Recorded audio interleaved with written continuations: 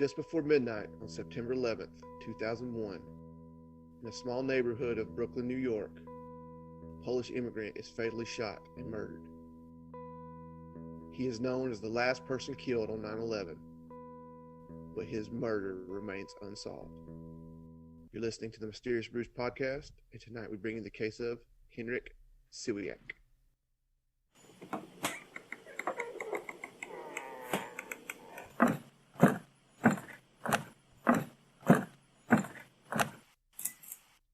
Welcome to a deep, dark, dank, moist basement somewhere in the bowels of Georgia.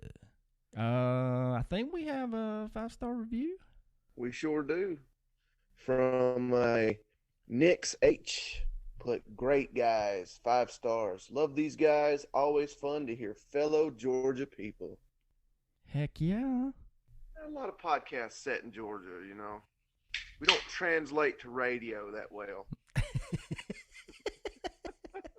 We have the faces for it. As you're hearing this on Tuesday, this is actually Super Bowl Sunday. Who do you think's going to win? I don't know, man. I hope Stafford does, just to prove all the naysayers wrong.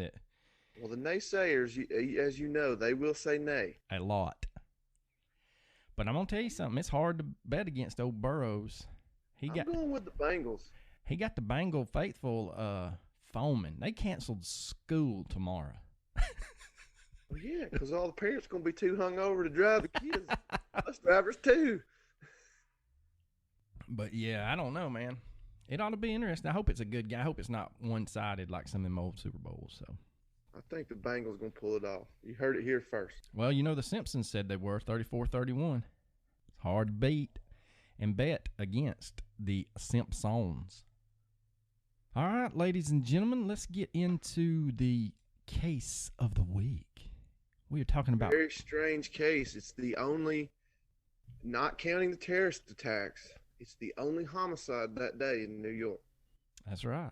Henryk Siwiak. This man is known as the last man to die on 9/11.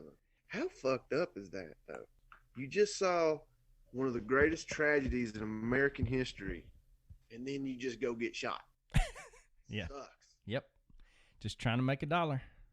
God, that sucks. But he was born in Krakow, Poland in 1955. He was passionate about science but failed to get into university. Instead, he earned a technical school degree and became an inspector for the Polish National Railroad. Siwiak was married to a scientist named Ewa, or I guess it's Ewa. We're going to go with Ewa. We may go with Eva. And they had 2 children. In 2000, Siwiak was fired from his inspector's job. Poland's economy was in shambles, and a 15% unemployment rate impeded Siwiak's ability to find work. He decided to move to New York City in search of the American dream, and more importantly, money for his family back in Poland. Now, like many who come to the U.S. in search for a better life, Henryk, who was 46 at the time, could not afford to be without a job. Who the heck can these days? No shit. He labored day and night for nearly 11 months, stopping at nothing to earn as much money as he could to send back to his wife and children. He braved the maze that is New York City's transit system as he traveled from Queens, where he was renting an apartment near his sister's home, to wherever there was the promise of a job. Now, on the morning of September 11th, 2001, that meant a construction site in Manhattan. Just like everyone else's plans that fateful morning, Henryk's changed at 8:46 a.m. Nearly 3,000 people were killed in the terrorist attacks of 9/11, but before the day ended, Henryk would lose his life in a separate event. Now, just as he did every day since he arrived in the U.S., he planned to work on September 11th. He arrived downtown at the construction site on which he had most recently been employed, just in time to witness the planes strike the World Trade Center. So as soon as that happens, everybody's evacuated from lower Manhattan, so everybody's sent home. Henryk is going back to his home in Queens, and he calls his wife, Ewa, to let her know that he was safe. Now, she would tell WNYC, quote, "I told him, just in case, don't leave tonight because it can be dangerous in New York," end quote. Now, she had learned about the attacks when she got home from work in Poland and decided to call him and let him know what was going on because Henryk's TV was broken and he didn't know how tragic and severe the attacks were. Quote, "I don't think he understood the gravity. He told me he went to a Polish agency in New York to look for work, and maybe there was work for him in some shop. I asked him not to go anywhere that evening, but he did," end quote. Now, the Polish shop that she's referring to is a Polish employment agency in Brooklyn, and there Henryk was able to basically find a job cleaning a Pathmark supermarket that night for around $10 an hour. Now, he had several hours until he was supposed to be there for the midnight shift at the supermarket, and he asked his landlady to help him study the subway map so that he could find the easiest and quickest route to take. Now, the store was located on the 1500 block of Albany Avenue in Brooklyn, but unknowingly to both him and his landlady, they got confused and focused on the wrong end of Albany Avenue. Now, Lieutenant Tom Joyce of the NYPD 79th Precinct would say, quote, "That's what's so bad about this, that he was so far off," end quote. Now, it's believed that Henryk had gotten off the train near 1 Albany Avenue in Bedford Stuyvesant, arriving. Yeah, that's why I didn't put it in the opener, because I couldn't say that. So I just said neighborhood. Arriving at the very beginning of the street, nearly 4 miles from where he needed to be. Oof. Yeah. He then turned right, again going the wrong direction in the wrong neighborhood. Now, Detective George Harvey would state, quote, "In 2001, this area was very violent," end quote. Now, Harvey was a police officer in the precinct that Henryk was killed and now is the lead investigator in the case. Sitting atop the avenue, that stretch of road was as dangerous as it was narrow. And there's pictures out there when you Google this case, and it looks like one of your average brownstone neighborhoods in Brooklyn, and those streets are tiny, and you got cars parked on both sides of the street. Quote, "There were a tight-knit block," Harvey said. "They don't really like outsiders coming through their block or coming on their block," end quote. Now, what exactly happened next remains a mystery, but what is known is that at some point, Henryk encountered someone who decided that his life was not worth living. Quote, "Unknown individuals wound up shooting at him that night, hitting him numerous times, causing his death," end quote, Harvey said. Now, wounded, Henryk Trying to go to work. Yep. And you're just going to shoot him dead. Yep. I know, man. On the night of the greatest American tragedy in history. Yep. When everybody else is holed up in their homes, this man's just trying to make a buck. I mean, come on. You're going to be that protective of your block? I mean, I don't know. I don't either, man. It's hard for me to fathom that. Maybe they thought that he was a terrorist. And I think, there's some rumors of that at the end. That we'll get into at the end, but I don't know. Looking at pictures of him, and then I know it's dark and it's around midnight, but still, I don't know, man. I don't know. Speaks in a thick accent. Yeah, he spoke in broken English. Maybe they had a brief confrontation. Well, that's what everybody thinks, but I'm just wondering if it's one of them things where they are thinking that this thing is a terrorist attack and people are still in New York. But by that time, I think they had kind of said that they were all terrorists on the planes. But anyway, I don't know. It's a sad situation. It's a very sad situation. Now, wounded, Henryk managed to cross Decatur Street and run up a stoop to ring the doorbell or knock on the door of a brownstone building in a last-ditch effort to make it to safety. And, of course, after hearing gunshots, there's not anybody in Brooklyn going to open the door. No. I would. Sorry, but... Yeah, I would too. I mean, blame but anybody for not opening the door. Detective Harvey would say nobody answered the door. He then stumbled down the stairs and fell on the sidewalk where he ultimately succumbed to his injuries, end quote. Here's the strange twist of fate that kind of threw this whole crime into a realm that probably wouldn't ever happen again.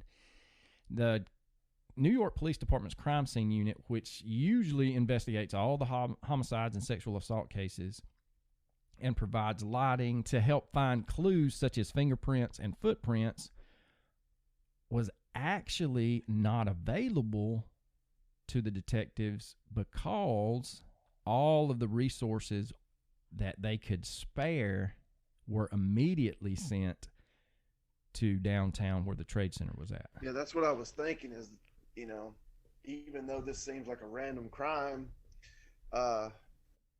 that night would have been a really good time to eliminate your enemies or rob a bank or a store or something, because everybody was occupied with 9/11. Yeah. Now, the 79th did piecemeal as many resources as they could to investigate Henryk's death. They had an evidence collection team, which normally responds to burglaries and non-fatal crimes, scour the scene, and investigators search for witnesses. Quote, normally when we have a homicide, we will incorporate everybody in the NYPD, all different units, to help solve it, Detective Boyce said. If we don't have a witness or don't have any kind of direction on it or any kind of motive early on, which we didn't in the Siwiak homicide, we would take the narcotics division, we would take the gang division, we would take the vice division, whatever we could. We would go into that area and see if they can find some kind of witness. That would tell us exactly what happened or what they were hearing. But because of 9/11, we couldn't do that. We were sending resources down to lower Manhattan, end quote. So the investigation basically comes to a standstill pretty quickly. And Detective Harvey stated it was kind of something that was pushed aside. We really didn't receive a lot of help from the public in regard to this case. Henryk was an outsider in that part of the city, and it seemed to authorities his death meant little to those who called those houses around Albany Avenue and Decatur Street home. Quote, back in 2001, there was no iPhones, there was no video cameras. There was a few, but not like there is today in that neighborhood. Every building around here pretty much has a camera on it. It makes it easier to solve some of the crimes. But back in 2001, we had to rely on the public to come forward and give us information, end quote. And no one seemed eager to help the investigators search for the perpetrator. Everyone said they heard shots, but nobody would come forward saying they saw anything. Now, those close to Henryk believed that what he was wearing may have contributed to his death.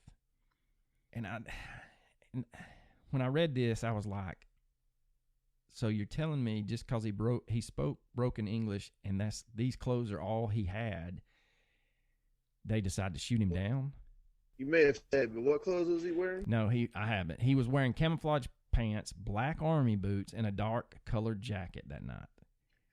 I mean, that's people probably on edge. I mean, and that's what's kind of implied in some of the articles. The bad thing is he had purchased these clothes at the Salvation Army.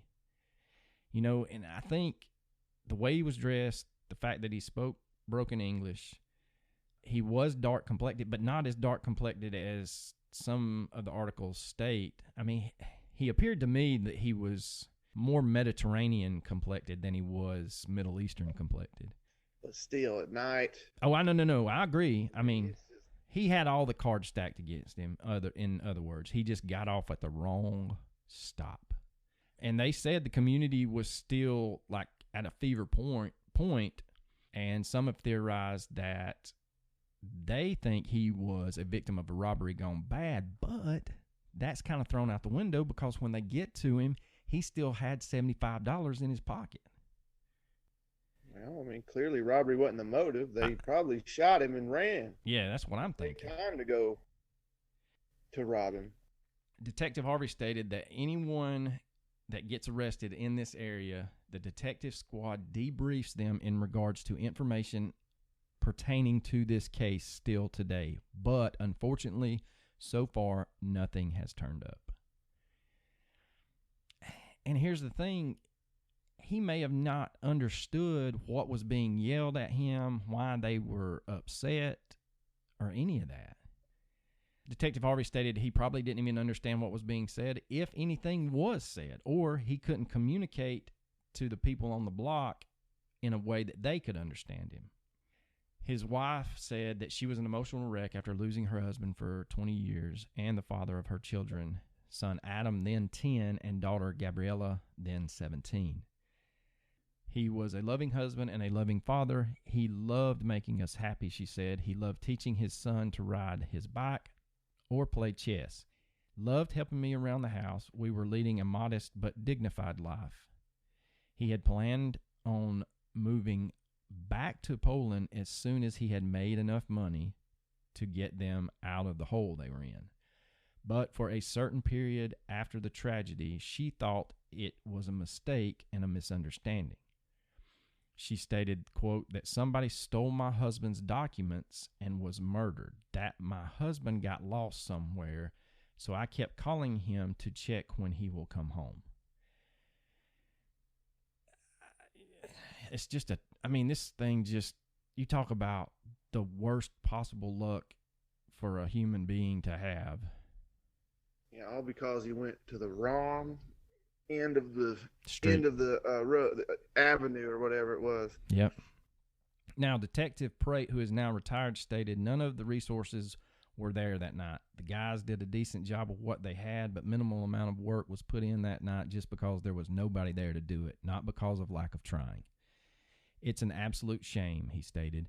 I think that having it not been 9/11, we would have been in a better situation and would have made an arrest pretty quickly.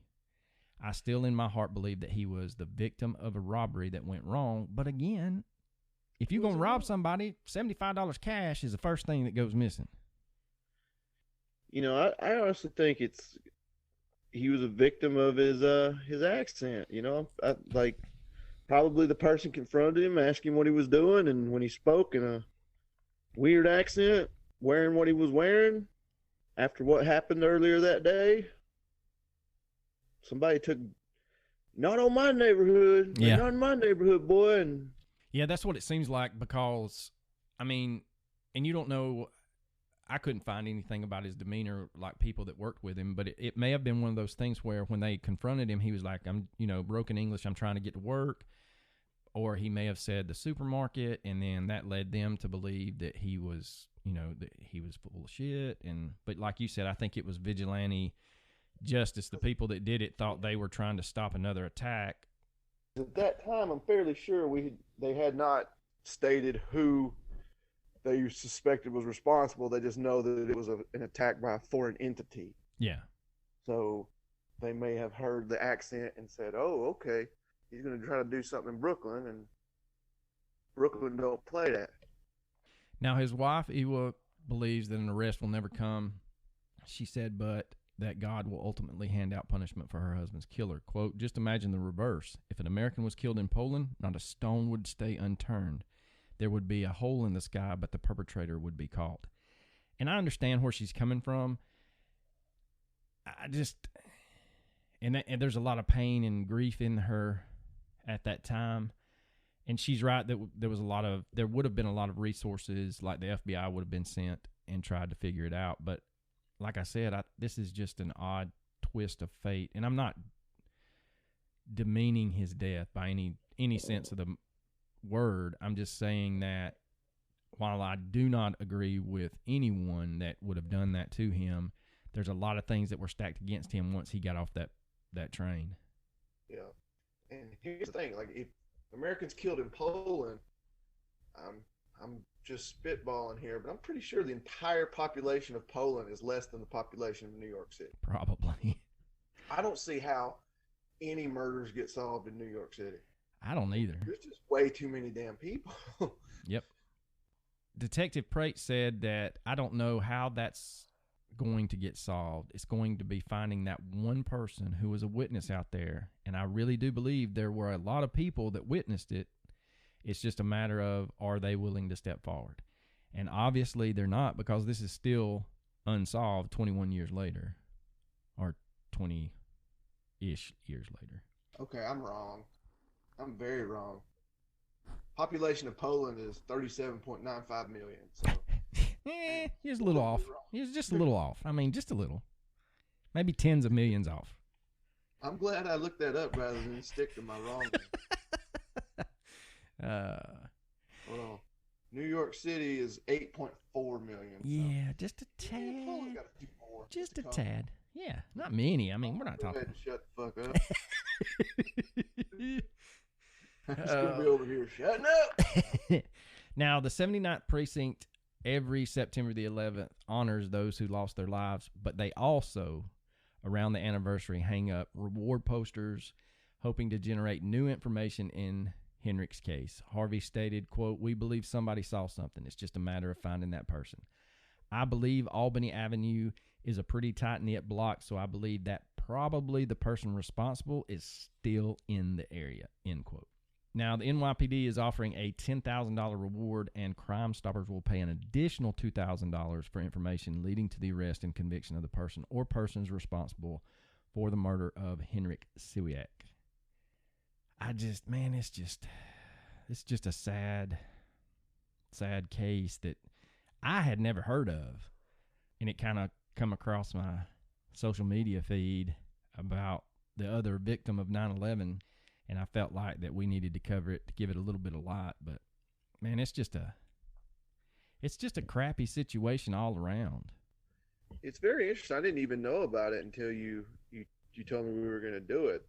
When you said a mystery about 9/11, I figured we'd do the disappearance of Sneha and Philip, who disappeared on September 10th, and it supposedly died in the attacks, but no one's ever found her, and there's been no trace of her. I figured that was the one we were going to do. I had no idea about this one.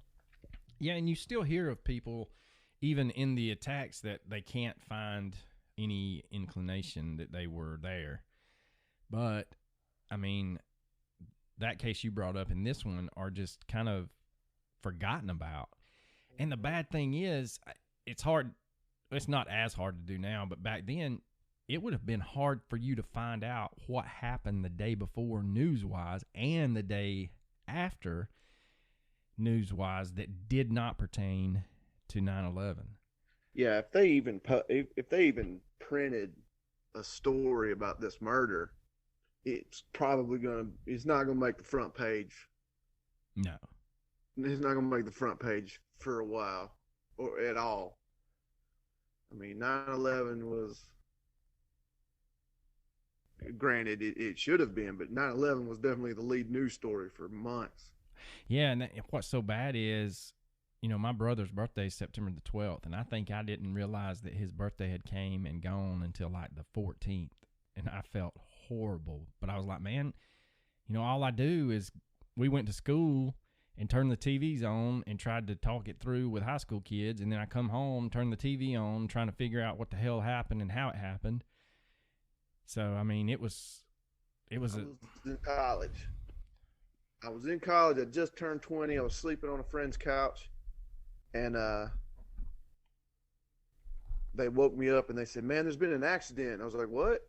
They said, "Yeah, a plane accidentally crashed into one of the trade centers." And as soon as I turned over, about within 10 seconds, the second one hit. I was like, "Oh, shit."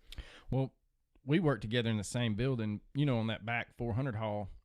It's where my classroom was at. And so I was coming up that hallway trying to beat another teacher to the bathroom. And as I come by the lunchroom, one of the PE teachers was standing there, and he goes, "Hey, man, we're under attack." And I said, "What the heck are you talking about?" He said, "They just crashed a plane into the Pentagon, and then 2 flew into the World Trade Center." And I was like, "Get out of here." And so I thought he was just messing around. So I went back to the classroom and turned on the TV, and sure enough, man, they were replaying the second plane, because footage of that first one didn't come out for a couple of days, because that was actually caught by a French documentary team just following the fire department, the New York Fire Department around. And it's just, it's awful. And then I remember the next day I go into class. It was a psychology class, and she passes out a test. Oh, what the fuck? And I was like, I don't think any of us studied because did you not see what happened yesterday? And she goes, life goes on, and passed out the test. I threw the test down and walked out and dropped the class. Yeah, I don't I blame was you. like, man, I didn't study for this thing. I'm going to fail the hell out of this. I was glued to the TV for hours. See, and we had idiot ass teachers that were we still got to teach. And I'm like, no, we don't. Life just happened, and these kids will never forget where they were at. Yeah, like, okay, let's turn the TV off and let's do our math. Yeah. Like, no. And one of the young ladies that I taught, before 9/11, she was always, our little town's backwards and you can't do nothing. I have to go out of town. That day she's sitting next to my desk and we're watching news feeds after news feeds after news feeds. And she looks at me and she goes, for all the griping that I've done about being in a small town, I sure am glad I'm not in a big city today. And I was like, yep, sweetheart, sometimes it works out. Because, as soon as the one hit the Pentagon, there was rumors that they were, there was like multiple planes still in the air and they were targeting Congress, and then they were targeting other key facilities around the country. So everything's shut down. But, we were told to go home, and then a bunch of the football coaches at the time kind of just went down to the football field and started painting the field because, hell, we didn't know what to do. Yeah. But yeah, man, it was crazy. And I just, going back to Henryk's case, his TV was broken. I think if he had gone home and turned the TV on and kind of seen the severity of it and saw... There's no way. I don't care if your TV's broken. If you're living in New York City, you had to know what was going on. Well, no. What I was going to say was, yeah, he knew what was going on, but I think if he had a TV that was working and he turned it on and he saw those... they shut down the bridges, and so people were walking across trying to get home. And so I think that kind of... the whole underlying thing of this is just a shitty day of bad luck, it just compounded. Everything seemed to compound against him that day. And he, a prideful man trying to make money for his family, come hell or high water, I'm going to go.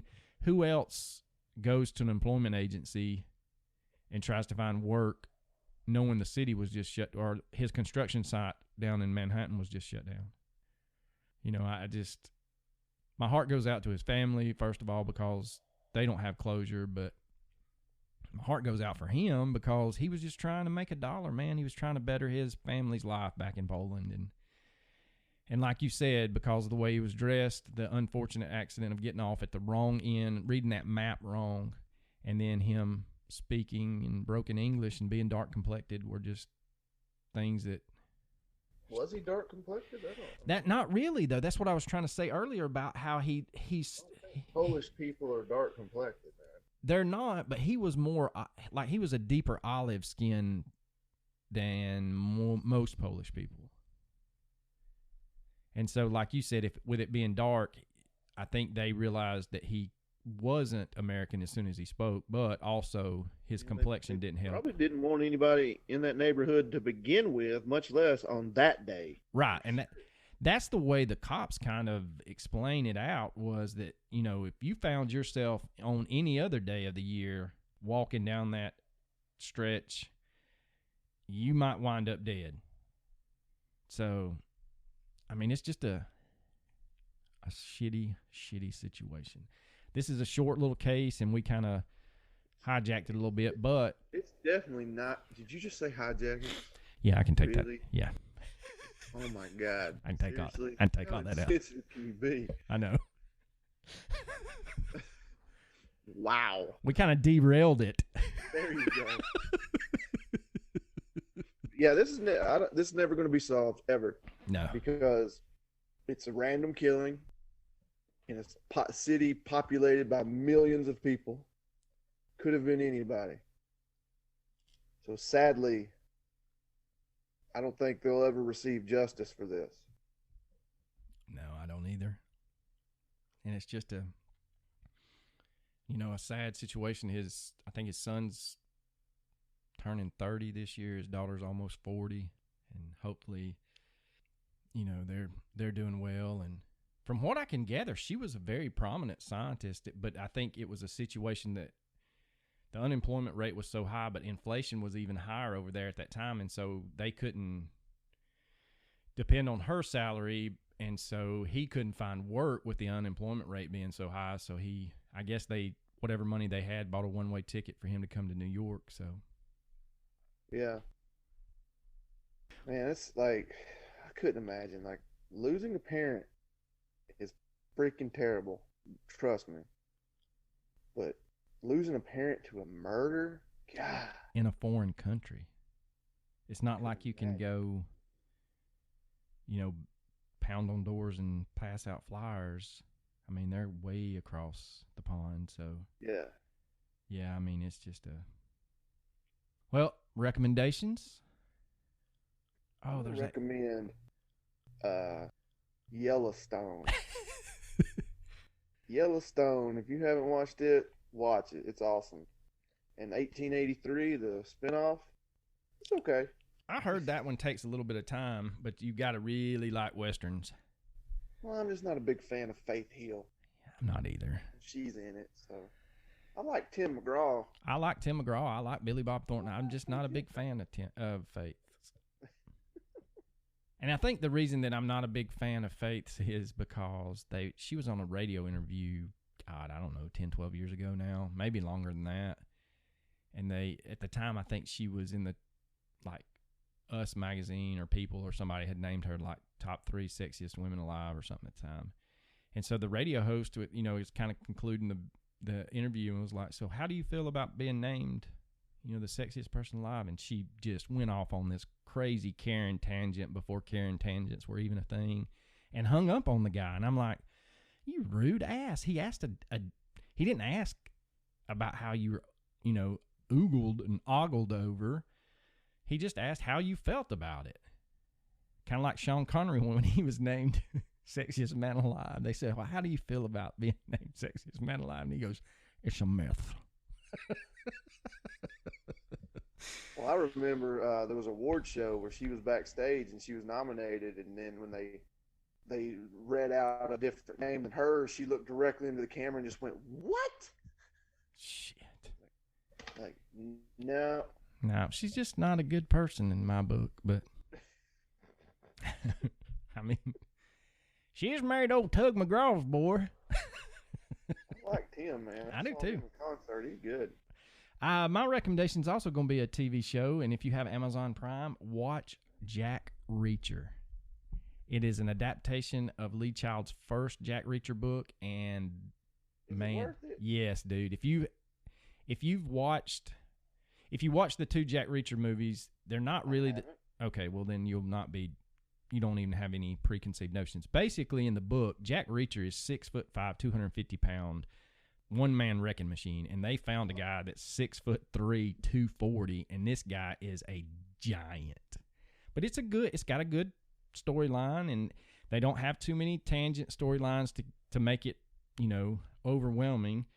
But they do a good job. I mean, it's low budget. I mean, it's Amazon Prime, but I think for what they were given, they did a very good job. They got renewed for a second season only after the show had been out for a week. So I think that's going to help them increase their budget.